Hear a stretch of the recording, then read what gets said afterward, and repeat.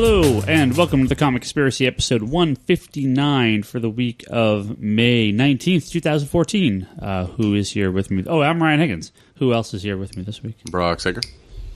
Bryce, Omar, and Charlie, and Toby. You're all of them combined into one? Yes, I'll try to do my best. One giant being. What are you, the legacy of this podcast? Or legion of this podcast? Quite possibly. Nice. Or the failure of this podcast. Either or. Take your pick. Yeah. I think we all are just happy we survived the weekend.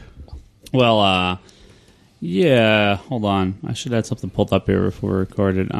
Yeah, I'm slightly sick. Not as sick as I was, but definitely sicker than I would like to be right now. We're supposed to have a con this weekend, and I got these guys here to cover for me at the last minute, and we'll talk about that in a second. But real quick before we go into that, I got an email about something earlier this morning that I want to give a shout out to. Big J over at bloodydisgusting.com. I'm sure if you're a horror fan, you know about these guys. We have apparently on some best comic book podcast list they have on their site, went up today, May 19th. They put us up there in their top 7 it is. So we were like number 3 or number 4. That's ridiculous. What universe is this? Is this a reality? Well, I don't know. Yeah, I guess. Did they actually listen to us? The number one was the iFanboy. How much money podcast. did you pay him? Well, the number one was iFanboy, which of course iFanboy. Number 2, Comic Book Girl 19 video channel. All right. Number 3, the Comic Conspiracy podcast. Oh, what's up with that? All right, excellent, fantastic. And they even used a picture when Sam was in. That's awesome. Yeah. So yeah, thanks. I don't know who else. I don't know who let these guys know about us or who their listens, but thank you. If you're from Bloody Disgusting, you're awesome. Because who doesn't love listing things on the internet and then talking about lists on the internet. I have no idea. It's my favorite. It's like that's something like I think Ryan Scott would do. Well, I mean, I guess. I'm surprised. What's that? Trevor's is not on there. The Geek Speak thingy. Comic Geek Speak. Yeah, they do like fucking a daily podcast. What? Yeah, it's ridiculous. Wow. They're crazy. It's too much. Well, someone over there likes us, so thanks, guys. That's awesome. I like you, so Bloody Disgusting is a good site. I'll go there and go read all their stuff about horror. I didn't actually know they cover. I mean, I know they cover comics a little bit, but that kind of shocked me a little bit when I saw that. So that's awesome. Anyway, enough patting ourselves on the back there. Thank you. Brock and Toby. Thursday night we went to go see Godzilla, which is phenomenal, by the way. If you haven't seen Godzilla, go see it. Now, be honest. Was the story phenomenal, or was it just like phenomenal as in like Pacific Rim? Well, you got Walter White versus Godzilla. Well, no matter what, it's going to be phenomenal. Well, I'm not going to talk any spoilers here. Maybe we'll talk about it on the Geek Box. But I mean, if you're looking for any blue eyes for the Godzilla, if you're looking for a big giant story in a Godzilla movie, you're probably not going to find too much. I'm just trying seeing if it compares. This is not Pacific the sequel Rim. to Breaking Bad, but this was awesome. Okay, that's all I'm going to say. Here's the thing. I keep imagining that Walter White is going into the Godzilla world and Jesse is going into that Need for Speed world, that they're just kind of split up, and this is the world. I mean, no spoilers, but if you've heard anything about this Godzilla movie, this harkens back maybe a little bit more to the classic ones. It's not Godzilla for 90 minutes. It's the humans kind of running around doing their thing, and Godzilla, this big force of nature, is sort of behind them doing his thing. And they're kind of having to react to Godzilla and what he's doing. And to me, that's exactly what I want in a Godzilla movie. I think some people were misunderstanding that this was going to be a 2-hour fight between Godzilla and whatever, which is not. A skyscraper. So it was great. So I highly recommend it. But on Thursday, I started to get sick, which is always fun the weekend before a convention. And by Friday, for setup, I was straight up going to cancel it. I couldn't do it anymore. Yeah, I know. But Brock, you told me, I'm going to cancel. I'm like, don't. But Brock said, we got it. So Brock on Saturday and then Toby on Sunday ran the booth over at the Big Wow ComicFest. And Lane. Lane, who we've had in this podcast as well. A couple of other guys. Saved my Sunday morning. I wasn't feeling too good myself. Yeah. A couple of other guys from the store helped out here and there. So big shout out to everyone. Tony Raffi. Yep. Big shout out to everyone. But you guys were at the con. So Yes. this is the Big Wow Comic Fest. It's been going on. It used to be SuperCon prior to that. It's been running around in a few different names, a few locations, but they've really kind of gotten their own the last few years. Especially last year, they had Stan Lee. They're in the convention center in San Jose now, which is a good size. Fanime, which is this upcoming weekend, which I'll be going to, assuming I'm still feeling okay.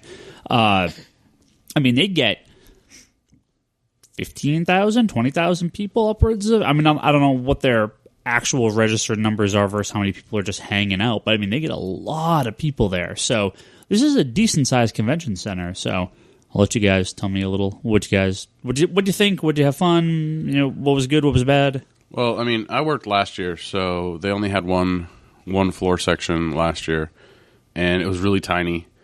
But they had Stan Lee, so there was a lot of people. So the aisles were always constantly kind of flowing with people, but most of them were waiting for Stan Lee. Yeah, that line was where the people were. The people in the hall were just in the hall. So. Yeah. This year, though, they've expanded it to 2 hall sizes, but they didn't have any big draws this year. So the aisles weren't... Certain areas, aisles were crowded, but for the most part, aisles were fairly vacant at times. Well, the aisles looked about, at least twice as big. So they really did kind of spread the stuff out. They spread it out a little bit more this year. But yeah, I didn't really see the floor until I came to do loadout on Sunday. So, the layout wasn't necessarily the best layout for the con. Just... In what way? Well, they had all the artists and the big artists crammed right by the front entrance. Well, that's really to showcase the artists. I think that's actually kind of cool that for once the con is actually making Artist Alley the main thing. Mm-hmm. Well, so I thought that was actually kind of cool. They put the Artist Alley and smack down the middle. It was the big middle thing. Big Wow has always been Artist Alley first. Yeah, and then they call themselves the premier artist convention. Yeah, which I don't know if that's true yet, but they're working on it. And then all the retailers are on the side, and then on the other end you got kind of almost like a circle around. You got the cosplayers, right, including the cars. The Batman car was there, the Ghostbuster car, which is a Ecto one. but it was like a cosplay Ghostbuster car, and then the Back to the Future car, and then you got all the cosplayers on the other end. So, but I think that's kind of cool for a con to make the artist the main thing. I personally like that. It's because no other con is doing that. San Diego Comic Con, all the artists are shoved to the side. Emerald is really good for artists, but still not smack down in the middle, right? I kind of like the fact that there's this is what we're here for. Well, I think that from just the layout perspective, where everyone was showcased, it was kind of it caused congestion in that kind of main area. So coming in, it looks crowded, but when you start to spread out and fan out, it starts to thin out really. So I don't know. We did okay for the 2 days. I heard some vendors didn't do so well and were irritated at the turnout, but no, for the most part, it's still not a big con. Not really. It's the only con we have up here right now. They're trying really hard to maybe push into the WonderCon slot, right? But it's still pretty small. I did the whole thing in less than an hour. Yeah. Of course, I didn't really stop to look at anything. I just kind of walked it, right? And I remember WonderCon took me a bit longer, and other cons took me a bit longer too. So it's still pretty small. But last year they I think they had 2,500 people, which you hear a lot of these cons that are growing double digits or double every year. It looks, compared to where they were, this con used to be so tiny that it was in a tent, right? Well, so the first year they were in the convention center, which is, I want to say 5 years ago now. Really? Yeah, I've talked about this before, too. Wow. I missed quite a few of them then. On Sunday, the vendors outnumbered the I remember that. The people. I remember that. Yeah, the patrons. Yeah. It was the worst thing. It was totally. Yeah, that was kind of depressing. We did okay because I deal in 50-cent books, right? As a sketch collector slash art collector, I was like, dude, I'm in heaven, man. I was like, shit, no lines anywhere.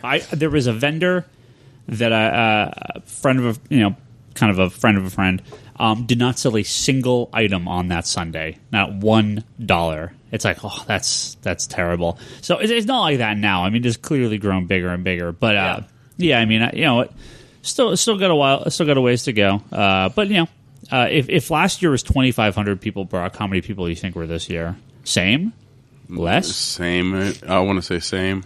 It was hard to gauge because it was so spread out. Well, the dealer room is I would say roughly 3 times as big because they took the hall that used to be broken up into 3 different rooms, and it's completely empty now. So it's one big giant room. So it must be 3 times as big. No, it was only 2 because they put up when we loaded on Friday, they had it all open. Yeah, it wasn't all of it. They shut off where it was last year. Okay, so it was only 2. So it was twice as big. It was twice as big. So I mean, I would say last year was half that. No, yeah, it was only only the one. It was only one. And it was hall. the one small. Yeah, the smaller one too. Yeah. So interesting. I mean, I don't know their numbers. I mean, to me, it was a steady flow of people all day. But on Saturday at least, but again, it was hard to gauge because it was so spread out. It was a good crowd. It seems like. I mean, even got texts of people I didn't even think go to cons, and they were like, "Hey, are you here?" And like on Saturday, I'm like, "No." They go, "Oh, we're really enjoying it." I'm really. Yeah. I was like, "Sweet." I mean, that's kind of cool. I mean, yeah, why not, right? And on Sunday, I ran into a lot of people that I haven't seen in ages. I mean, a lot of old customers from the previous comic book shop I worked with, and it was kind of funny because thankfully Lane was there with me because I did a lot of talking for most of the part because I kept running into people that I knew from before and I haven't seen in quite a few years. It's funny. I mean, I shaved my head again recently, and it's funny because these people probably recognize me easier because of that because they know me from back then where I didn't really carry hair yet. So. Yeah, it was kind of funny. Dan Bedoni, who worked with me at Legends, Imani, who is old Legends customers of mine, and even got some podcast listeners to come by and say hello. That's cool. Nice. What's up? No, it was really fun. I got to reconnect with some of the other retailers and Artist Alley people. That was cool too. I picked up a couple of cool prints. I didn't plan to, but. They were cool, so I couldn't pass up. I picked up a poster, and that was about it. Cool. I did want to go the cosplay alley, though. I was really... They really go crazy with cosplayers there, too. Yeah, I was actually kind of, excited about it. I'm like, this is kind of cool. They're going to have a whole row of them, and I was really excited. But when I got there, I was like, man, I think I'm too old for this shit. Just because I felt out of place. Only there was a group of dudes yelling out penis, penis, and I swear to God, dude, I was like, and there's other people going, oh, we're dressed up ugly, so nobody would take pictures. And I'm like, this is all a little too weird for me. So I was like, maybe I'm no longer in the right age group anymore. I kind of did a drive-by and left, and that's kind of a bummer because I was really looking forward to meeting some of them. But yeah, it was just kind of a little too much. Maybe it was just bad timing. And again, since, we're running the booth, I kind of only did drive-bys a lot of places, right? So I kind of walked by and okay, cool, and went back to the booth. So maybe it was just that time, but it was kind of a zoo. And I was like, what is happening? I'm like, okay, I'm done with this. Yeah, I had a listener, Jose, stop by the booth on Saturday with his girlfriend. And she told him to buy. We actually brought Comics Conspiracy bags and sold very well. People would walk up with $3 in hand, going, "I want a bag," because nobody was selling any bags. So people were like, "I need something to carry my stuff around in." But she was telling him he should buy a bag to support, and he's like, "Oh, I don't know." But he broke down finally and bought a bag. So fantastic. Yeah, I used that money and bought a Starbucks drink over at the liquor store. Well, I'm kind of curious to see what the attendance is. If it's, I think last year I heard it was about 2,500 people. I'm actually looking at attendance records for Fanime, which is held in the same location now. Fanime has way more people. Well, it's kind of funny to look. It's almost like the cosplay alley. That times 200 times. And the entire convention, as in the hallways and everything too. It's just full of people. This was kind of empty. Fanime started in 1994. I want to say the first time. So this is its 20-year reunion? Yeah, I guess, yeah. I want to say the first time I went. You see, this says 98. They were still in Foothill. Foothill College, and I definitely didn't go there. This is in 1999. They were at the LeBaron Hotel in San Jose, and that sounds familiar. But then, I kind of remember that. But there was only there for 1 year. Then in 2000, they were at Santa Clara Convention Center for a few years, and that I know I went there. So that's 2000. Maybe that. I don't know. Attendance was 2,300 people in the year 2000. And last year, 2013, it was 25,542. So, clearly Big Wow's got a way to go to catch up with Fanime. But Fanime is like, Fanime just, takes over the city. Not too dissimilarly to the way Comic-Con does, clearly on a different level, and San Jose is not San Diego, but it does. I mean, that downtown area is covered with, and that's paid, I think that's paid attendees. I don't think that's just people, because there's definitely add another 10,000 on top of that of people just hanging out, hanging out. Yeah. So I'll be real curious to see how it is this year. I'm excited to go again with anime. So maybe we'll have to do one of our. I do wish Big Wow would get some writers, and I heard Greg Rucka was here. Was he here? Was he actually there? He was there. Greg Rucka was there on Saturday. That's kind of cool. I mean, I have stated various times to the people at Big Wow that if they brought 3 or 4, you bring DC or Marvel or Image. Image is not that far from here. Image is in Berkeley. It's like a 45 Eric Larson was there this year. That's not the Image I'm talking about. I know, but I'm just saying. You bring any of the big companies in, and I think you're going to see a huge uptick in attendees. So, but whatever.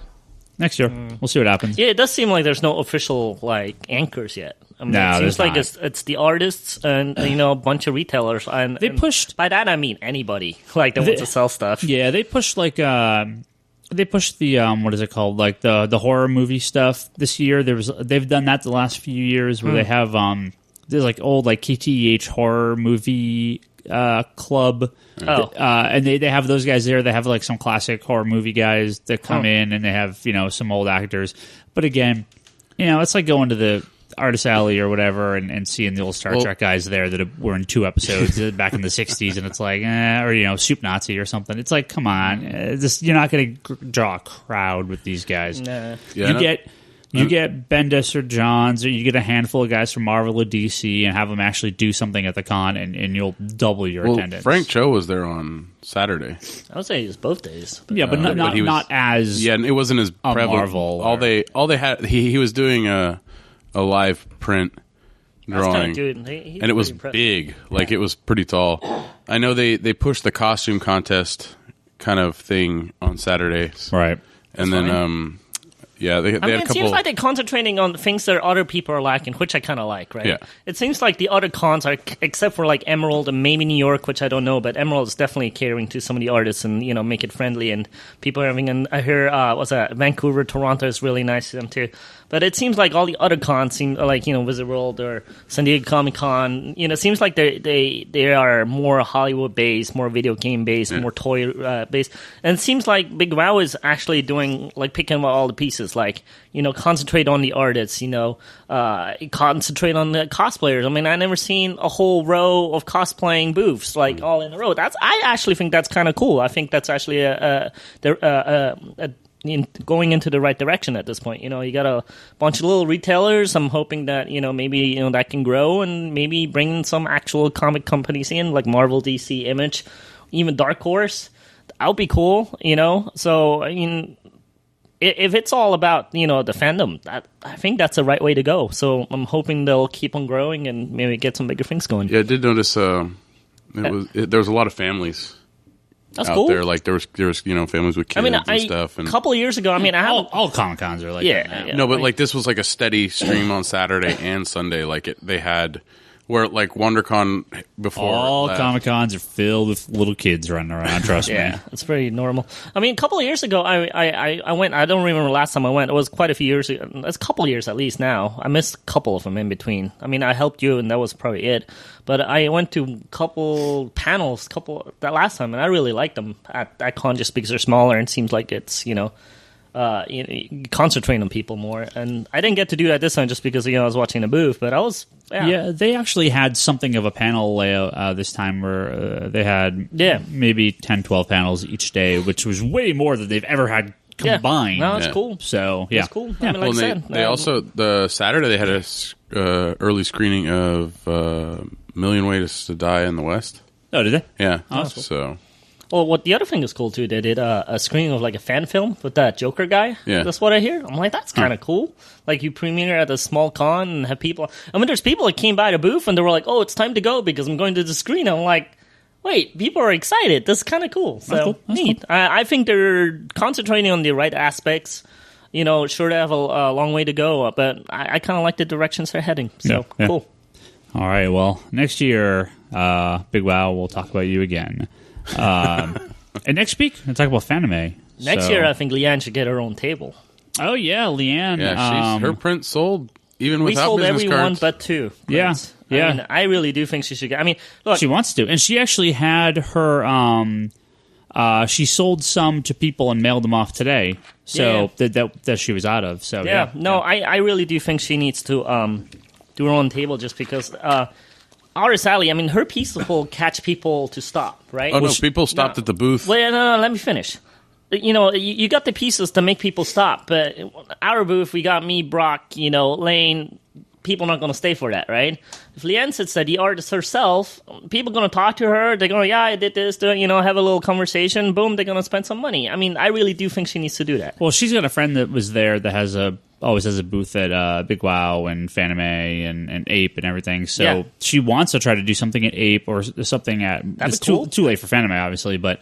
Why know, not? next because I mean, Fanime completely changed the way they do Artist Alley now, and actually pissed off a lot of people. They used to have something like 400 or 500 slots. I don't quote me on this, but the little bit of research I did, it seems like they're down to something like 250 spots for Artist Alley, and they had to do like some sort of panel system where you had to submit your Artist Alley booth, and then they judge as some independent third party judges would decide who got panels or who got booths and who didn't. Wow. Much to the dismay of probably about half their people that wanted booths. Yeah. So, huge clusterfuck of anime as always. Yeah. So, I'm just saying. but I mean, next year. Leanne's got, you know, pieces that make people stop and take a look. Yeah. We just didn't have an anchor. Next year she says she wants to try to get a lot of stuff done, a lot of prints done in the next That'd be year, cool. and set up I think she would do big rather next well. year, so, yeah. All right, I'm gonna have a bunch of little stuff to talk about here real quick, and then we got Guardians trailer, we've got Arrow finale and S.H.I.E.L.D. finale. So let me hit up one or two of these real quick, and we'll get to some of the big TV talk here. Batwing, Birds of Prey, All-Star Western, Phantom Stranger, Pandora, and Superboy. If you've not reading those books, you're like every other person on Earth. They're definitely 6 of, if not the 6 lowest selling books from DC. And as of August, they are all canceled. Boo! So, for the All-Star Western. What's weird is they what's kind of weird is that they also have books in September for the Heroes Month. So it's possible October we'll see at least 6 new titles. If you add the 6 new titles, that brings us back up to 40 titles, and then 52 if you count the weeklies that'll be coming up. So yeah, we're well under that 52 number.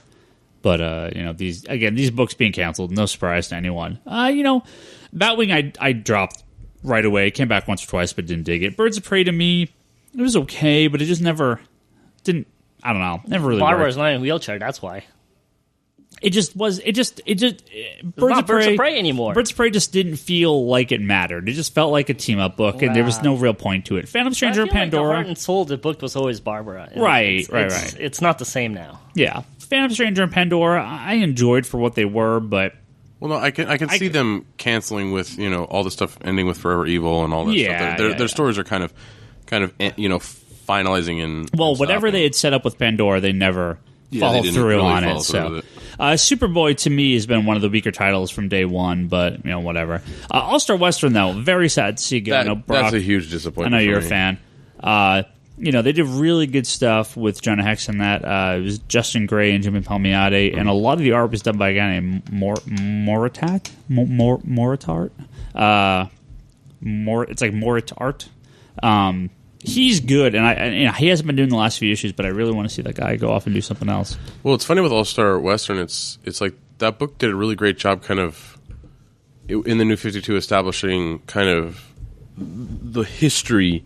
It was like a history piece. Like this is, we saw Gotham way before anything. It's like, and there was like that little connection there, and it was kind of the midway point between like where Demon Knights was. Yeah, fun job with it. So they did a really great job, and then the last story arc with where Booster Gold dumps Jonah Hex in the future was amazing, and it's like it had this nice kind of team up feel throughout those issues because Superman came into play, Batwing came into play, Batman came in there. Like it was this Swamp Thing, Constantine. Like there was all these characters that showed up in the book, and it was really fun. I'm sad to see it go because Jonah Hex is awesome, but hopefully they can bring something back. Well, Toby, you maybe lose some Birds of Prey, but at least for one shining, glorious issue, you'll have Oracle back. I do? Yep. DC announced this morning Sensation Comics, featuring a Wonder Woman. It's another one of their digital-first comics. Mm-hmm. So it's a digital online comic, and then they do print versions as well. First series is by Gail Simone and Amanda DeBart. Man, you just had my hopes up, man. I thought you were going to say Amanda Corner. I'm like, what? No. With art by Ethan Van Sciver and Kat Staggs. Okay. So it seems like they're going to have kind of a more popular team, and the second book will be new up-and-comers. Yeah. The first issue, though, Gail Simone and Ethan Van Sciver kick off things when Oracle calls for help after the entire Bat family gets sidelines. But when Wonder Woman steps into the breach, Gotham City's criminals get the surprise of their lives. Was it Barbara? Yeah. I mean, the thing about these books, like the digital ones, they're not in any sort of current continuity. They're just in whatever. Okay. So if you see, well, I don't have any up here right now, but the Adventures of Superman comic, he's in the red trunks. Oh, cool. The Legends of the Dark Knight one. Yeah, so for whatever reason, I don't know if people just don't buy these because they just don't think they count or they care, but I'm not going to lie, they sell horribly for us. The Adventures of Superman, I sell like 2 copies of that book, and the Legends of the Dark Knight I sell like 3 or like 5, like 4 or 5. Hope Batman Little Gotham did well. Yeah, that one does well. Yeah, and Batman 66 does well, and a few of these do really well. But the Sensation Comics, I really hope takes off. It's got good talent behind it. I got at least one customer that I know will buy every issue. So shout out to Rafi. He doesn't listen to the podcast, but we all know who we're talking about.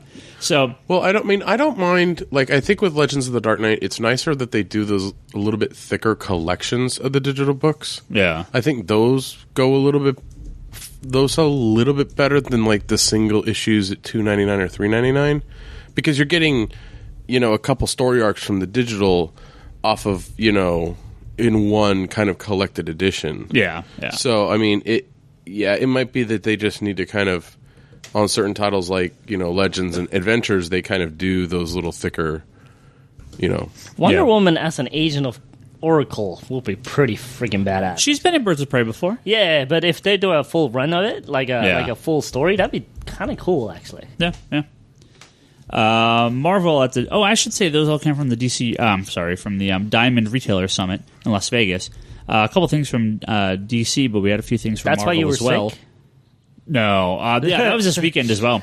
I was like, I wonder why Ryan was sick. No. All of a sudden, he has a bunch of news. I would love to have gone to that. I got a few more things from Marvel, where a few weeks ago we talked about Axis, which is an Avengers X-Men thing coming out. The new previews has cover for Axis #1, which has Green Goblin, Loki, Sabretooth, Red Skull in the Onslaught outfit from Uncanny Avengers, Doctor Doom, and Carnage. So it's seemingly this Avengers and X-Men. It's Legion of Doom Marvel stuff. Right, exactly, yeah. So all the big villains coming in and getting ready to kick some ass. So that could be exciting. That's a cool team up of villains. So I'm curious where they're going to go with that. But obviously don't know the full plot, but we'll get to that soon. They announced Guardians 3000. It's the OG Guardians of the Galaxy are getting their own title. So that's kind of cool, especially for people like that. That last, what was it, issue 14, the anniversary issue of Guardians, they had a story in the back that had Vance, Astro. Didn't they bring all the original characters into the book now? That's what I thought is happening, right? Yeah, there's most recent issue. Yeah. So, I mean, we'll see. And last big Marvel thing here, Time Runs Out. Seemingly the new Marvel event book from 2015 by Jonathan Hickman, who's been out of the Avengers stuff. Hickman did announce he's leaving all the Avengers titles next year. This seems to be, like, I'm assuming, the last thing he's doing. Avengers 35 and New Avengers 24, September of this year. Both titles jump forward 8 months in time. And we'll find out. This is the year of let's jump forward. Yeah, apparently. If futures end and time runs out. Damn it, Ryan, we got to get back to the future. There's a quote here on Bleeding Cool, and I'm not sure where this comes from, so take this with a grain of salt. Time runs out sees everything Jonathan Hickman has been building towards coming to a close and will affect the entire Marvel company across the board, forcing them to do something the company has never done in its 75 years. Could that be a reboot universe? That was a popular rumor among the retailers. So I'm assuming they said something about that in the meeting, but I don't have a direct quote. So, we've talked at length in the past about Marvel rebooting their books. I don't think they need to. But again, well, they've never really rebooted. No, they've never done a line-wide reboot. Yeah, they do these little tweaks here and there, but it's rare that they do it in any sort of full. I don't know. A Spider-Man might be the closest one where they had the one more day, brand new day stuff. Yeah. But even that didn't really affect everyone. So yeah, I don't know. Well, we got friggin' a whole year before this comes out, so. Only other thing I got here from Marvel or DC is Multiversity is actually comes out in August for #1. I'll believe it when it's in my hand. Grant Morrison, baby. I love you. There's kind of one cool little indie, quote-unquote, indie news here, and I'm sure Charlie will like this. Toby will probably dig this, too. Titan Comics, who does all the a lot of the European comics. They've done some reprints of Marvel and DC stuff, I think, as well.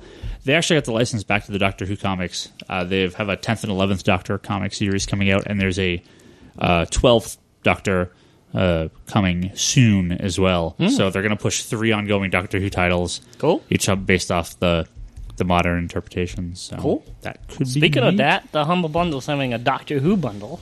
I don't know. Is that over? Is that still around? It might be over, or it's really close to being over. But I think that's really cool, though. They've been doing... Last time they did Image Bundle, which was really cool. I'm going to talk about that. You wanted to talk about that last week. Yeah, well, it's over now, which is too bad. But I haven't bought anything from the Image site, but the way you buy it from the Humble Bundle is cool because, when you buy the games, you could download or you could redeem it on Steam, whatever. But to my surprise, they basically let you download almost any format you want. They have high-def PDF, they have EPUB, CBR, CB, whatever the other Z or whatever it is. I mean, basically CBZ, like whatever format you want, they basically have it ready for you. And whatever you prefer, it's like, boom, you download. I'm like, that's phenomenal. Like, and you download. Do they have it on Comixology? Huh? They don't have it on Comixology. Hell no. I'm like, dude, look, I bought a couple of things on Comixology, and, it's all right, cool. But I like this far more because I got the file in my hands. It's not in an app. It's not on loan. It's not a rental. It's not up in some. It's not weird, a license. Yeah. I mean, technically, this is a license too. But man, I was excited. I mean, when I saw the way you download this, I was like, fuck yeah. I mean, if this is the case, I might do more digital, right? Of course, a week later, the Doctor Who bundle comes out with like 60 issues of Doctor Who comics for $15. I'm the same way. I'm like, yes. Although I still kind of want those hardcovers from IDW before they're disappearing. So I thought that was really, really cool. And some guy pointed out like the Image is doing the DMR free stuff too. And yeah, you could get their stuff on their site, and it's all various formats. That is, I mean, I don't know how their download thing is or how it's organized. The Humble Bundle really, really surprised me. I was like, that's yes, thank you. So yeah. Yeah, I'm not sure what they have up right now. I haven't heard anything post. I'm gonna have to check out the Image thing too because look, Comixology is cool. It was just never my boat. It's it's all right. I just never really felt it. And the Humble Bundle thing, I was like, yes, this is how I want to read things. So I still prefer paper over digital any day. But if I had to do digital, give you some options. Yeah. Well, Yeah, no big news this week. Just some upcoming books, so we'll talk about those guys. Or we already talked about those guys. I got some questions here, but we got a lot of stuff to talk about. I mean, this is going to turn into some TV conspiracy here for a while, so let's do this, and then if we have time, we'll get to some we'll questions. see if we got time. Well, I guess we could talk real briefly the Guardians trailer, Guardians of the Galaxy. I guess this is the first... The official trailer number one. This is maybe the big trailer. Like, we had that 2.5-minute teaser before. I don't know. I give up. I'm not watching anything else, so I'm You done. don't want to see the teaser of the teaser of the teaser? No, Of the trailer? I am out. This is my last thing that I watched. Because this had a teaser. This Yeah. couple of days ago had a teaser trailer for this trailer. I hate that shit. But it looks good. I mean, it's more of the same stuff we already saw. We actually get to hear Groot and Rocket talk a bit, so that's cool. You're going to see Glenn Close. I just hope that's not Diesel's only line in the entire movie, because that would just like... He like emotes it differently, so... Well, that's like showing the last shot of Spider-Man in the trailer. It's if you show Groot saying his line in the trailer. But every time he says it, it's going to be different, all right? Okay, so, Yeah. yeah, there's some play there. You see Ronan the accuser. You Yeah. see Glenn Close is the leader of the Nova Corps. Yeah, she's... I forget what her name is, but she's the head of the Nova No Amy Corps. Pond in this trailer, though. No, That's Nebula. kind of weird. But you saw the Collector a little bit. Yeah, real briefly. That's like one shot, same Yeah, as the but- previous one. Yeah, Ronan looks awesome. Yeah. I'm real curious where they're going to go with him. I gotta be honest, I really like the previous trailer a lot better. I just don't know. I just felt there was like the right tone. It was kind of like, what the fuck? And the trailer is, yeah, exactly, what the fuck? That's who we are, right? So, I don't know. This feels a little more like a, I don't know. I was a little more excited with the original. And plus, I don't know if Bradley Cooper is the right word for Rocket.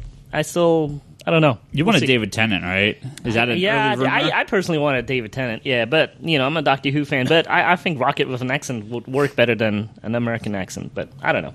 We'll see. Yeah, I'll give watch him the something movie. a little Yeah, like a little Traveler edge, or something. or Yeah. is that it's just something. Yeah. So, but we'll see. I'm excited for the movie, and Oh yeah, stoked. I feel like it has a Captain Future kind of feel to it when they're in the spaceship, when they're like there as a team. So that's cool. Yeah, I like they showed the they have the kind of the more recent ship, but then they had the big giant skull Nowhere. they were going up to, so that's cool. So yeah, I'm real curious. Where Still they're gonna do- excited. how it's Yeah. gonna look. I'm yeah. just like really, really, really like the previous. No, trailer. this one really accentuates the eye candy that's going to be in this movie. So, But it should. That's fine. You need to sell it to the normals. Yeah, I guess.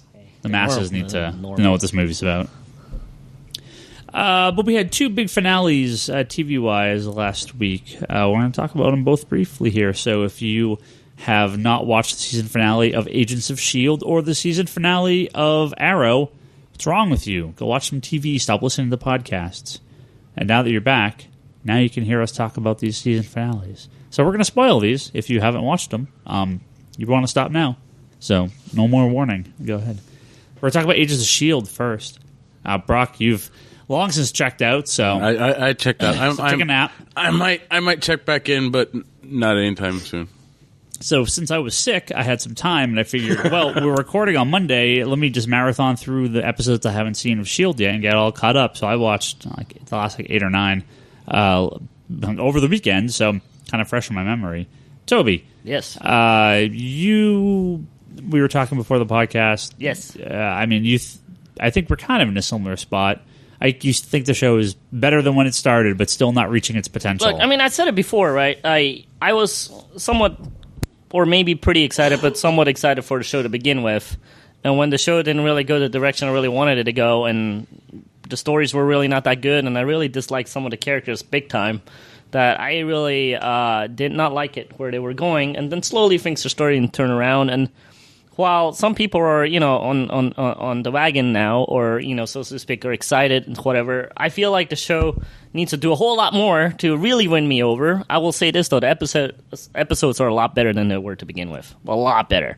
They fix a lot of issues I had with him. I hated Ward. I really disliked him. I thought he was really kind of, still... That they turned him into, a double agent. I really kind of like that storyline. Okay, that works for me. And then he had like way more emotions as a bad guy. I'm like, okay, cool. Now I actually, I like him as a character a lot more than I did before. The the guy, the grandson of the Howling Commandos guy, the black dude that joined the team, I like him way more than Ward. Yeah, I thought that was a perfect fit for a team. You know, Anton Triplet is his name. I was actually looking him up because I wanted to look up. He is great. He is great. I mean, he basically is Ward now, right? I mean, that position that Ward is filling in the team, right? He just does it so much better. I mean, I believe it. You know, he has the little liners. He has some charisma. I'm like, okay, I buy him. I mean, I like him quite a bit. Yeah, they talk a few times about his grandfather, but do you know, is there someone... I have no clue who it is, and I frankly don't care. I mean, I like him as a character. They gave him some little bit of historical ties. I'm like, that's cool. I'm like, I liked it that they didn't give him historical ties to, like, say, he's the grandson of the original Captain America or something like that. I'm like, that would have been too much. I kind of like the kind of soft connection more. I mean, just get, don't take away from the character. Almost kind of like how he said it in the show himself. He goes, he don't want to be, tarnished by the legacy. He wants to do his own. So I kind of like that. Fans, please don't hate me. Coulson is cool in pieces. I really don't see him carrying a show still. I still prefer him to be kind of a side character as opposed to be the main guy. That's just me. Skye, there's a lot less, and she works a lot better for me in the show now. The scientists have definitely worked out better now. I was kind of hoping that they probably kill off May at this point, but that didn't happen. But whatever. I mean, the show definitely turned around, though. Don't get me wrong. It's definitely gotten a lot better, and hopefully it will continue that trend. Yeah, kind of marathoning through it in the last few days and kind of catching up on a handful of episodes prior to this.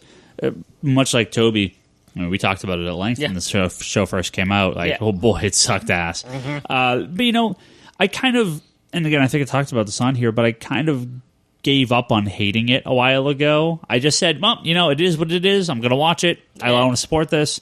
If it's really that bad, I'll stop. But no, there's a glimmer of hope there. I think this can get better, and I'm glad I kept watching because I found I definitely dig into it a lot more as it went on. They kind of get the characters in good positions. The annoying things from the first episode, especially Fitz and Simmons, they really come into their own as the show goes on. They're nowhere near as annoying. They're not caricatures. They're actually. Especially that final, the right before the final episode when they kind of get trapped in that little. That was pretty well done. Yeah, they get trapped in like that little. I don't know what is it, the little escape pod or whatever. I was like, okay, we're finally getting some growth with these characters. Like, I also like them when they start splitting them up to begin with too. They start splitting them up. I'm like, okay, I can take them solo. I just can't take them together. So that was pretty well done. The whole split up of S.H.I.E.L.D., though, I think is where the show definitely gets better. The last six episodes, I think, when you find out Ward is a traitor working with Hydra, they definitely go at that point. It kind of runs. I don't want to say it runs like a movie, but watching them all back to back, it would have sucked watching that week to week, or even with long breaks in between. Because I know there's some big breaks. Because it definitely does just go from episode to episode to episode to episode, and they really go straight through. I really kind of like that. Well, going straight through like that. Yeah. It made it a lot. That's why I'm really looking forward to Daredevil, Game of Thrones style. Just go through. Sure. It made it, pretty good to watch. You kind of you feel like I think you get more in an episode, or when you watch them like that as opposed to episode. Killing Hand kind of surprised me. That was a surprise. They'll bring her back. There's no way they're going to leave her dead. They're bringing far too many people back, though, at this point. Yeah, they don't need to do it through Tahiti or whatever. Yeah. Like, she could just not be dead. But this is where I think the show kind of falls for me a little flat still, is it still really feels like the younger kid brother of the Marvel movies. It really is trying to be important, but it feels like this weird fanfic. Yeah, and I really don't like all the name drops at this point. They become really lame. I'm not kidding. I think they said Romanoff like 14 times in the last 8 episodes. Yeah, now if they would have dropped other names, that would be cooler. Maria Hill says Man-Thing at one point. Yeah. That was kind of random. And I kind of like where they take Deathlock, especially there's a shot where they actually show him like in the comics. Yeah. Where he's getting scanned and I think it was Simmons' thing scans him and you can actually see under his skin and everything. Yeah. So that was cool. but it feels. But it feels still the nudge. We know what you guys want, but we're not really knowing how to give it to you yet. But you had told me earlier today that you felt the show was very reactionary to the movies. It's not going to affect the movies, but it's going to be affected by everything that comes from the movies. Right. It'll never affect the movies. It'll only be affected by the movies. And it's always playing second fiddle. Yeah, so it feels like, reading Civil War, the frontline book, basically. Yeah. Like, kind of like the companion book. Right, and not the main book. Yeah. Well, where they leave the series off is Fury comes back and says, hey, S.H.I.E.L.D's completely gone. You're now, hey, Coulson, you're now the head of S.H.I.E.L.D. You're now the... You get to rebuild it. Yeah. But at the end of Cap, isn't S.H.I.E.L.D... It's been kind of fucked up, but it's still there. I mean, at the end of S.H.I.E.L.D. is they're arresting all the Hydra agents, and they even have a similar scene isn't it the from government? that. The government doing that? But they even have a similar thing in Agents of S.H.I.E.L.D. where there's a point where they're arresting all the Hydra guys, but some of them still break through. So it's like I'm not clear on what S.H.I.E.L.D's status is, because they say, oh, we have a few secured locations, so we're still here.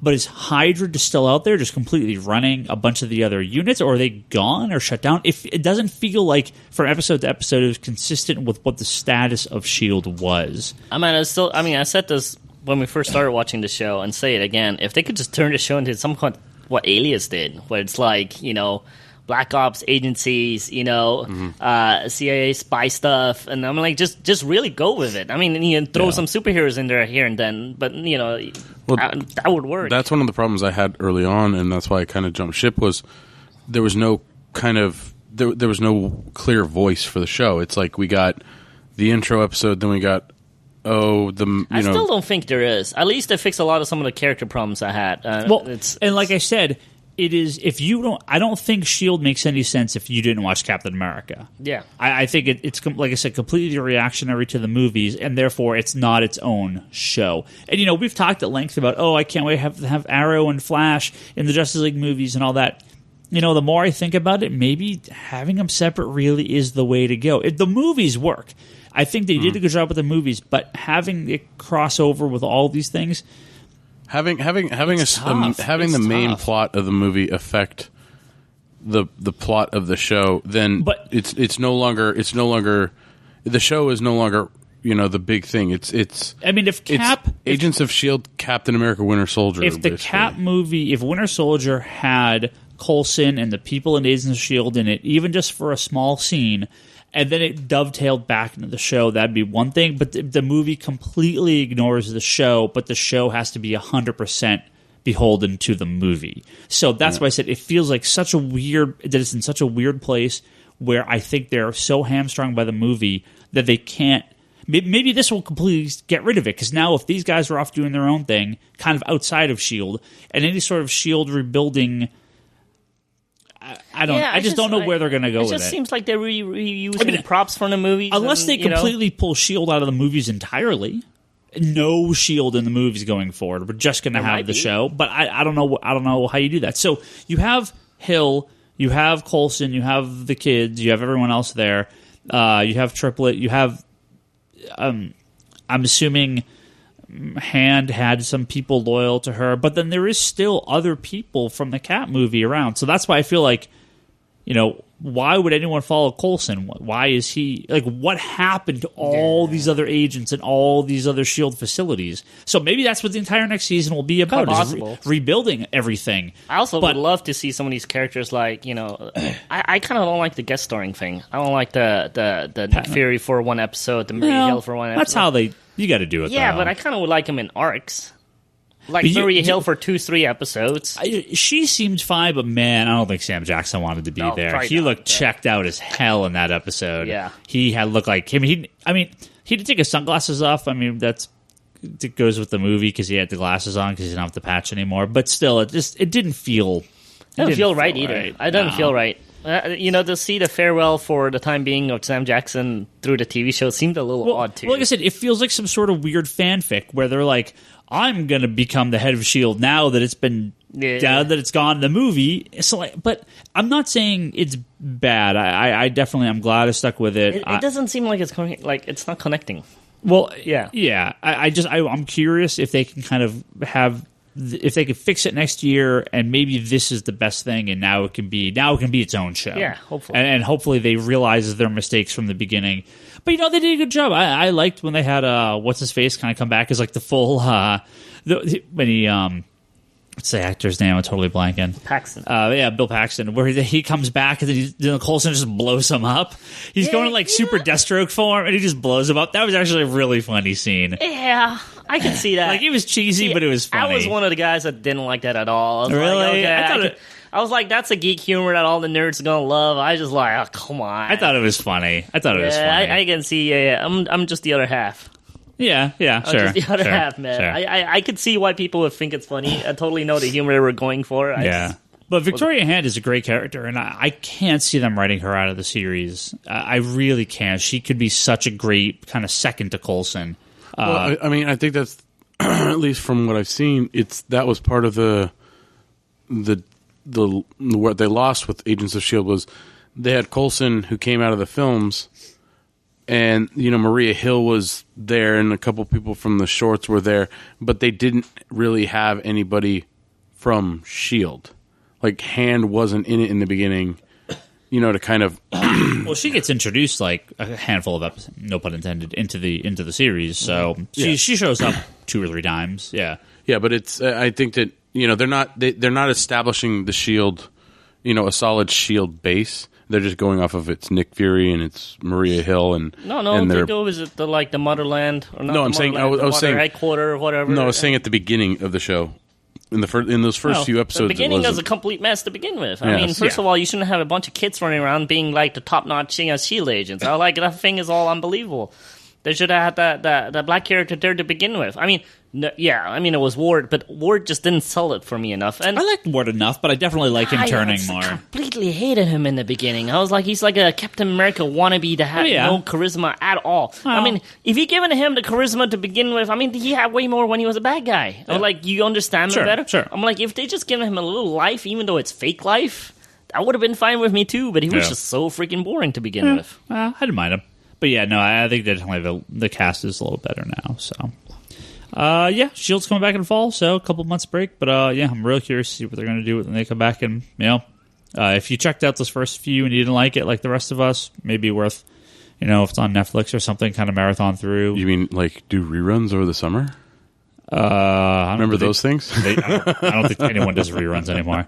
So if there's a show that had, a bit of a rough start, but picked up in the first season, and then... the Agent 13 is, I guess, 8 episodes? It's not a full season. Oh, it's like a half season or something? Or 8 or 12? I think it's 8, Should be 13.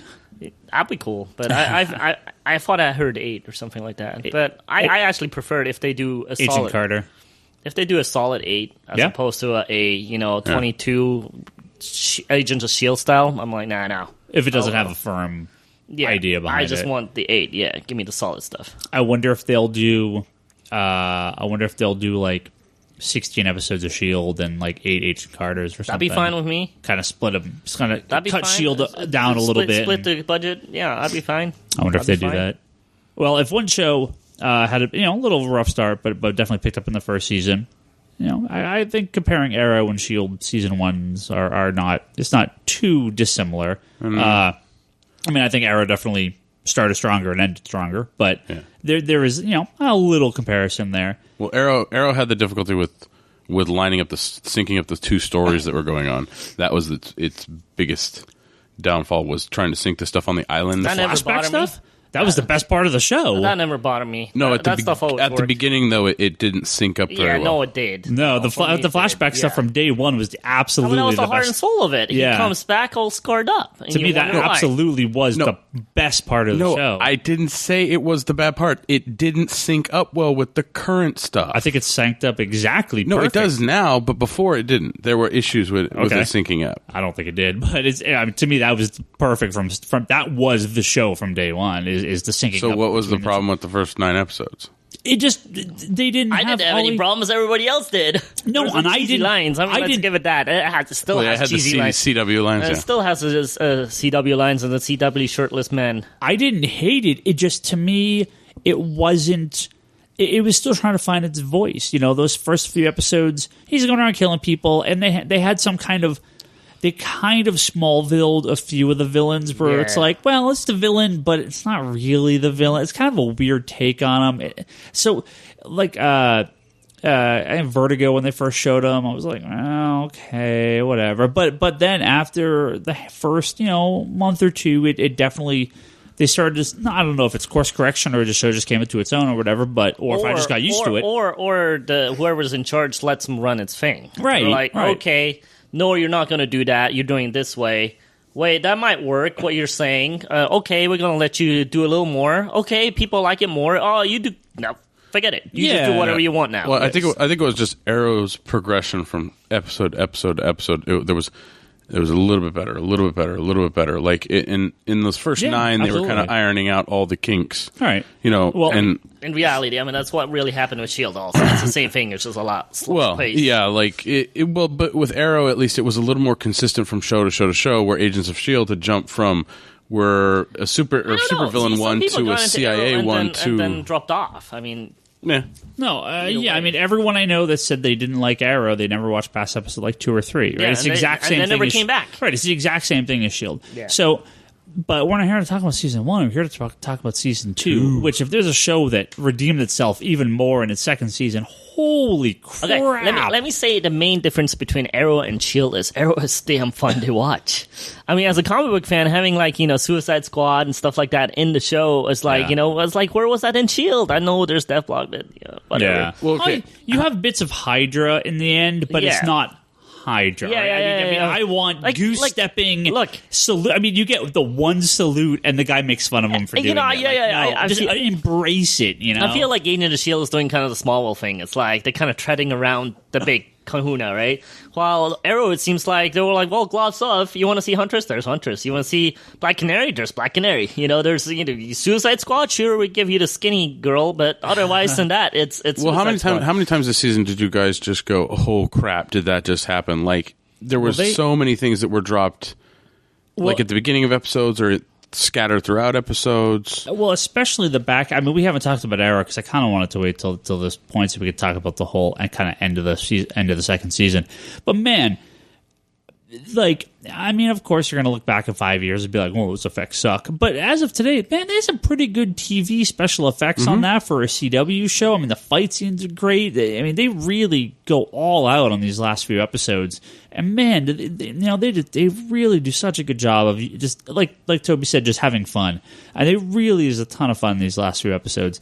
They bring back literally every single character. Oh, the finale was great. The last 2 or 3 episodes, especially. I mean, the way they kind of finagle all the stuff like a little net and put it all back together at the end. I was like, oh, dude, that's awesome. I mean, basically every plot, even from season 1 to now, has all been Deathstroke. Mm-hmm. He's kind of Slade's been sort of behind it all. Pulling the strings, manipulating events in order to get Oliver to this point now where he's he can finally destroy his life. Yeah. Oliver, Deathstroke killed his mom. Mm-hmm. He brings back what's his face? Oh my god, I totally just blanked out his name.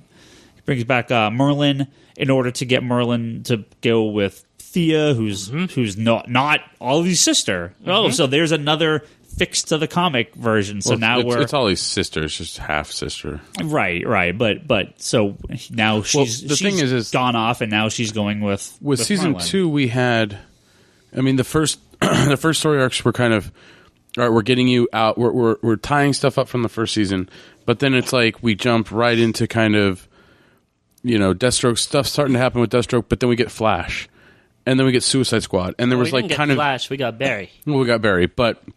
Like there was these few episodes that were centered around something, right? Where you were saying like you would have liked to have seen more of a certain character. Arrow does does that. They give us, here's a couple episodes with Suicide Squad, or here's a build-up episode, and then you get this. Well, they just kind of put things together as puzzle pieces really well. Yeah. They set things up really well. They place the characters for Suicide slowly. Like, Ryan early on, wouldn't that be cool if they just put it together, right? And boom, there's a Suicide Squad episode, right? Well, when you see Bronze Tiger, you're like, okay. And then I can't remember who they brought in Deadshot after. No, they brought in Deadshot was first season, and then they bring in Bronze Tiger, and you're like, if there's not a Suicide Squad, they're fucking with you on purpose. What they did with this one was they brought. And the finale is dope too. I mean, they went back to all of that. I was like, well, they brought in this one. It was the Russia episode where they have to go rescue Deadshot, and so they're tying it in with I don't remember her name, but the one that plays River in Serenity. Yeah, she's Ravager. Yeah. But like they tie that in, like so everything's tying in, and then you get like the episodes that were the Promise episodes, and then you get there was a whole nice good chunk of episodes that tied in well and put puzzle pieces together. I mean, you had a couple episodes that were just kind of here and there, but overall, I mean, rarely I thought I had fun every episode. Yeah, the second season was one big giant story, and it dovetailed from League of Shadows coming back in at the end of from season one, sort of dovetailed into all of season two. But you kind of retroactively, you don't know that's what's happening. And also like the setup for the next flashback scenes. Yeah, the setup of everybody go, what the fuck? I was like, that was cool. Where did you learn to fly? What have you been doing? Oh, now we're getting. He's in Hong Kong or something, or China. Shanghai. I think it's it was Hong Kong. So, but that Amanda Waller, he already worked with her. I thought that was kind of a cool reveal. Right. Yeah. It feels like they definitely had a plot going forward that they wanted to stick with. You have Deathstroke, who's slowly been taking over and manipulating events in order to destroy Oliver, kill everyone he knows, kill everyone he loves. You have he kills the mom. You have the sister gone. The mom gets, even before that, she's going to get beaten in the election by Brother Blood, who is working for Deathstroke.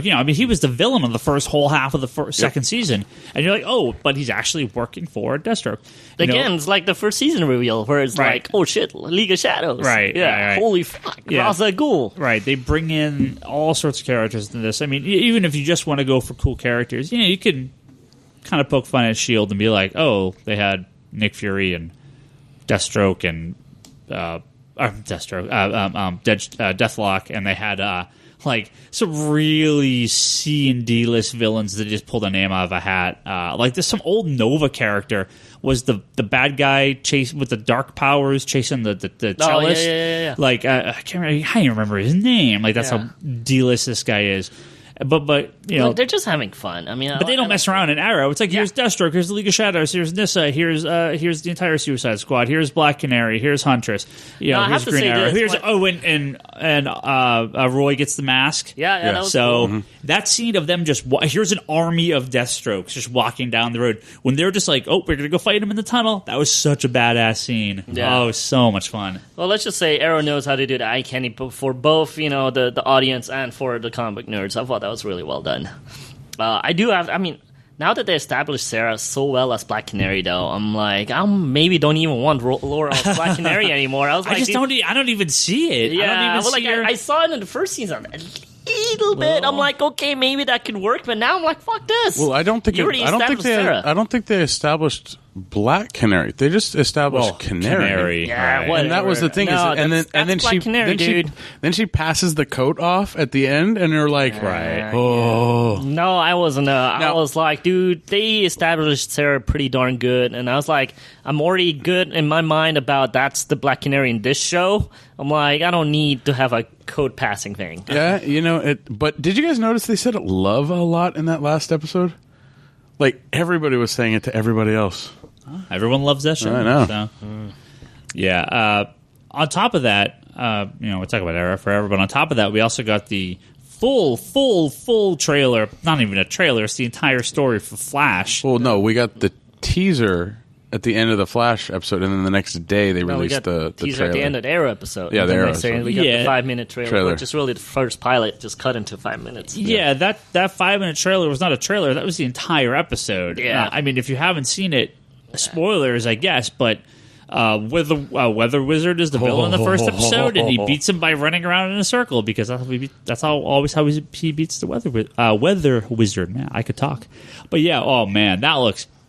I'm hoping it's not just hey, we threw a bunch of money at the pilot. I hope like this budget of the special effects continues show to show because it looked really good. Yeah, he looked. I mean, the suit looked great. Skimp. I loved the rooftop scene with Barry and Arrow. Oh, he just Spider-Man swings away there. Oh at my the end. god! I was like, yes. Arrow's just like zippity. I was like, this is like what Marvel's doing in the movies. If DC wants to just do it in TV format, fuck it, I'm in. No, I mean, I could totally see them having kind of like an Angel Buffy thing. Yes. Yeah, where not every episode, but no. Well, no, once or twice a season. It's nice to have that like we're in the same continuity, so we can actually interact with each other. Yeah, it's kind of cool. I like the characters a lot. The only pet peeve I have so far is the villain seems a little cheesy when he's like, I need to do bigger, or I need more, or something like that. I was kind of cringing at that point. That's only cringe. Well, I mean, the thing is they have the potential to set up the Rogues Gallery so well in that show. Oh, trust me, they are. Come on, Jeff Johns. You wonder why there's a Flash show? Well, you wonder why there's a Flash show? I know, but the thing is even if the weather was, I need to go bigger, it's the Rogues can bring him back down. And that's the thing is because they all come together, to rob banks. They're not, mass murderers and all that stuff. So it's one of those things where that's maybe just a development of the Weather Wizard character. Well, I don't know if any of you or anyone listening for that matter actually read the Vibe comic that they did. This last one? Yeah, that was pretty bad. Yeah, I enjoyed it for what it was. Don't lie, it was pretty bad. I enjoyed it for what it was. Kind of the main plot in the Vibe comic is that he can sense where Darkseid's people have kind of come through, like their rifts, and he can sense these kind of dimensions.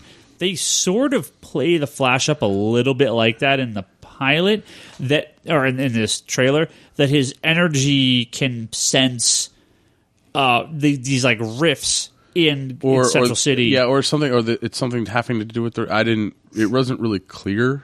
What they said was what they said was after there was the big explosion, there were sort of these pockets of like dimensional energy that come through that are giving people these powers, and Flash got his from this. So with a mix of the chemicals and the lightning and everything, so he could sort of sense through vibrations where these, which is now fine, it's close enough to Flash. I can deal with that. It doesn't bother me. And so it feels like they're kind of it feels like a very similar kind of style what they did with Vibe in the comics, and I wonder if they're going to take Vibe, because Vibe's in Flash as well, and kind of maybe play him up in a similar fashion, the two of them sort of teaming up maybe a little bit to be able to do this. But I mean, I don't know if they're using. I mean, if they're depending on whether or not they connect the TV show to the movies, but having this kind of already established in Flash with this dark energy or whatever. I mean, introducing Darkseid could be easily done out of that. Yeah, I don't see them going Darkseid is going to be a movie. Yeah. No, not in Flash. In the movies. That's why I said TV first. But the movies and shows aren't connected or anything. We don't know that. Yeah, we do. They've said it pretty bluntly. So, I mean... If not, we're still like 5 to 10 years away. So yeah. I do like that he's kind of like... They're doing the Superman-Batman thing. Arrow is doing the kind of the dark brooding kind of dude, and then Flash seems to be the happy, kind of sunny kind of guy. Even the colors of the show kind of reflect that. Yeah, the show actually takes place in daylight, unlike Arrow, which is perpetually in night. Yeah. I thought that was really cool. I mean, you kind of, you're gonna have a happy superhero finally, and it's kind of like a Spider-Man-esque, kind of take on it. So I'm all for it. You can't do everything the same way, so I'm looking forward to this. Yeah, I'm hoping. Vibe and what's her face, Killer Frost, who are the two agents of. Do you think we could get a firestorm out of this? Oh man, we have two major firestorm people involved in these shows. You have Felicity Smoke, who's Firestorm's mom, or like stepmother or something, and then you have Killer Frost working for not. I was gonna say Argus. It's not Argus. It's Star not Labs. Argus in this in Star Labs. Yeah. So it's like Firestorm, so close. But yeah, so I'm hoping they're not, early days Fitz and Simmons annoying. I hope they are actually just regular characters. Honestly, I already love them. Like, I already do. The episode they had on Arrow, I was like, dude, I kind of dig them already. The chemistry between them was fine in that episode because I think it's they didn't seem like they were saying the same exact thing when they were just sitting there inventorying, and they didn't have the same reaction when, Deathstroke came in and was going to kill him. It's like, these are two separate characters that you're going to get out of it. So speaking of, Deathstroke, I see him being a Suicide Squad member now. That's how he's going to come back, and then slowly he's going to take this thing out of his head. And here's a question he's going to break you. out. Did Nyssa kill Ravager? I rewatched that scene because I rewatched the finale. Because she, yes, I was, yeah. It's hard to tell. Why would you think not? Because he's like no killing or whatever. Yeah, I thought she just smacked her in the back of the head, but it almost looks like she stabbed her. Yeah, that's what I thought. Yeah, because she then turns around going to Ollie, going, "You can't do the things that you have to do." Yeah, that's. But I rewatched that scene, and it doesn't really look like she kills her. And I would not want him to kill Ravager one time out. She's barely been in the show. And I like Ravager. I don't think they will. If they do it right, they'll tie it in with the League and have her go off with the League and stuff. Plus, did she ever get hit with the antidote? So maybe she doesn't even die. Not. Yeah, so maybe she doesn't even die. That's true. Yeah. So I guess the question is, what is the sister doing? Fia Merlin? Yeah. She is going to be now? Is she going to be the next Merlin? The next big villain? She come back? Yeah.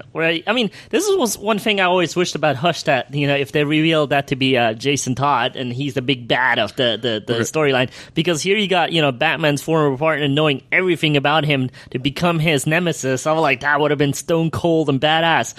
This could be in a similar kind of faction of where Fia could be like... Merlin could become Komodo. From the more recent comic stuff, I don't see them going that. Doesn't seem like Barrowman is actually looking younger than he did in season 1. Maybe, yeah. I was like, when he came back, I was like, man, he's Captain Jack all over again. He just doesn't die. Yeah, it doesn't age. To me, I think Merlin is Merlin. I don't think they're gonna change up his identity or change up what he's doing. But I'm curious what they're gonna do with Thea because she is starting to be mad at all. Well, she's pissed. Yeah. So now, do you guys think they're going to take Roy down the path with? I can see that. Why not? Second season, Fia is the villain, so to speak. Well, the villain with a cause, right? And you gotta love the villains where you go, I can see why she's doing this, why she's mad. Roy has to choose between the two. He goes with Fia. Maybe it didn't work out. Then he's with the Assassins. Gets together with Cheshire and. Well, no. Do you think they're going to try and? Do you think they're going to touch on any of the dependency? Any of the? Well, they did. That was the season. Oh, just because of the Mirakuru. Maybe she will be Cheshire. Maybe. I don't know. Very different take on the character, but possibly. Also, I wonder if maybe not next year or the following year we get a jump and we get Connor Hawk to come back, because they kind of dropped that hint. I heard some rumor that next season was going to jump 5 years in the future, and they already set up Connor Hawk, dude. I was like, yeah. Did anyone else hear this, or am I? No, right? I think that maybe by someone's wish, but because it would be interesting if they pull a Lost, right, and then flash back to the 5 years and what happens in between, so you could get if they pull that off and they pull it off, man, it is some serious planning. But then the problem is they couldn't do anything with Flash at that point, so I would assume they wouldn't. That's true. True. But I heard that, I was like, they're going to jump ahead 5 years. It sounded like it was an official thing. Well, they did it in Young Justice, which worked fucking flawlessly for them, man. Well, they could have been. Maybe not season 3, but maybe season 4 is where they do the jump, because if they're doing, I just love the fact that they hinted Connor Hawk actually existing in this universe. Yeah. I was like, where was that? Where was that hint again? Well, he has the kid. Yeah. The kid with what's her Ollie's face? mom is paying off the mother and telling her to go away. Yeah, and she's pregnant with Ollie's kid. Yeah, that's Connor. Yeah, it works. It works. We were talking about this. Who is it? Shadow? That's Connor's mom. I can't remember who's Connor's mom now is. But she is Asian. I found that out. Remember? Yes. You were right on that. Yeah, I was. You were right on that. Give me that. I can't remember who Connor's mom is. Oh, it doesn't matter. All right. Well, we've ran long enough. If you guys watched Arrow or S.H.I.E.L.D., you got some thoughts about the episode, write us and let us know what you guys thought, and we'll talk about them on the next podcast, maybe.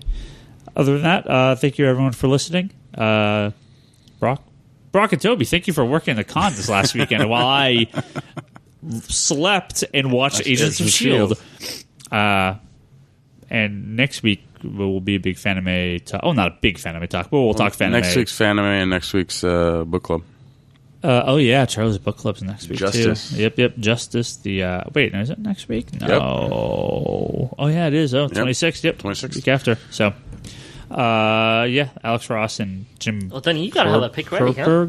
Are we all? Yeah, you're back. You're up on the. back again. You're up on the thing. So, what Grant Morrison thing are we getting this time? Oh, dude, we're gonna get the Bone Book. Yeah, he's no. You know what? Complete run. He's gonna throw that Stray Bullets omnibus thing at us. Yeah. like a dick. Nah, that's not me. Man, I gotta think of something. I actually don't know what I want to pick now. Oh shit! I'll figure. You got a out. week. I'll figure something out. All new Dupe trade paperback. Ooh. Oh wait, number 1's only out. Damn it. Okay. Wolverine, the X-Men Omnibus. That's a good book. Thank you for listening to this episode. All our other episodes are at geekbox.net and comicsconspiracy.biz. Forums.geekbox.net is where you can go and talk to all our lovely forum users, as well as the Geekbox Facebook group. Go search for that, and we'll add you in. What else we got? Digital.comicsconspiracy.biz. You can go buy all those digital comics that we love to sell you on there. Go read them through there. It's all through your Comixology account. You can't buy them on the app anymore, so now go buy them through us. Give us some money instead of Apple or Microsoft, Or whoever's getting that cut. because we need the money too. What else we got? Brock has conspiratorBrock.com, where he does his video blog and his or video pull list. Video pull list for now. Yep. Omar, I don't know what the hell Omar is. Maybe back next week. Comicsanddekind.com. Charlie's got the Infinite Long Box, Infinite Long Box podcast, as well as Wanderers in the Fourth Dimension, his Doctor Who podcast. So go find those. And Charlie's, it's some work thing up in San Francisco today, so he should be back next week. So kind of a small cast this week, but that's fine.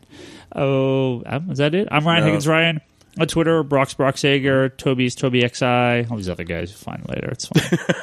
If you're curious, look up Leanne Hill on Etsy.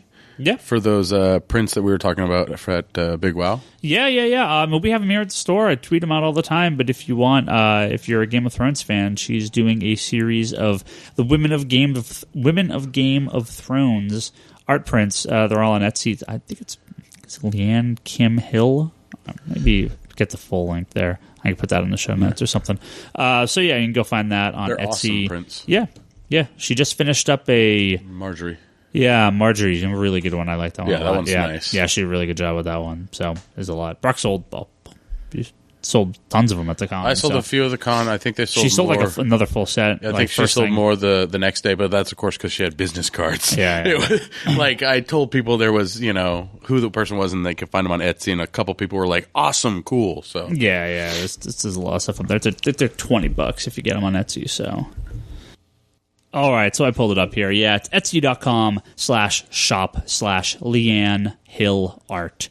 Or you can search for any of the Game of Thrones art prints on there, like Marjorie Tyrell or Cersei Lannister or Catelyn Tully Stark or all the other lovely women of Game of Thrones. You go buy those prints for $20. They're great prints. Or you can buy them at the store for $15 if you want to save a little bit of cash. We'll ship them out too. So either way is fine. I think that's it. That's it. We'll see you next week. We'll be back next week for WonderCon for Fanime and book club picks and whatever I'm picking. And I hear sawing and chainsaws and stuff outside, so I think that means it's time to go. Don't blink. Okay, bye.